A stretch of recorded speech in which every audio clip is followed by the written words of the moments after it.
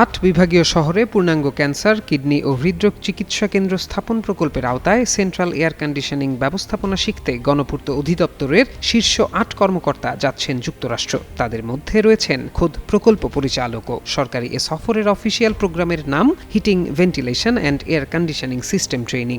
মঙ্গলবার এক প্রতিবেদনে জাতীয় দৈনিক কালবেলা এসব তথ্য জানায়। প্রতিবেদন অনুযায়ী যে প্রকল্পের খরচে এসব কর্মকর্তা যুক্তরাষ্ট্র যাচ্ছেন সেই প্রকল্পের কাজের অগ্রগতি আশানুরূপ নয়। প্রকল্পের ব্যয় 2 দফায় বাড়িয়ে 2,388 কোটি টাকা থেকে 3,443 কোটি টাকা করা হয়েছে। অন্যদিকে যে ব্যবস্থাপনা সম্পর্কে প্রশিক্ষণ নিতে কর্মকর্তারা যুক্তরাষ্ট্র যাচ্ছেন সেই সিস্টেমের কাজ শেষ পর্যায়ে রয়েছে বলে IMEDর প্রতিবেদনে উল্লেখ করা হয়েছে। এছাড়া 8 জনের মধ্যে এমন একজন কর্মকর্তা আছেন যার চাকরির মেয়াদ কয়েক মাসেই শেষ হবে। তার উপর যেসব কর্মকর্তা যুক্তরাষ্ট্র যাচ্ছেন তারা কেউই নির্মাণ পরবর্তী রক্ষণাবেক্ষণে সম্পৃক্ত থাকার সুযোগ নেই। তাই বিষয়টির যথার্থতা নিয়ে উঠছে নানা প্রশ্ন।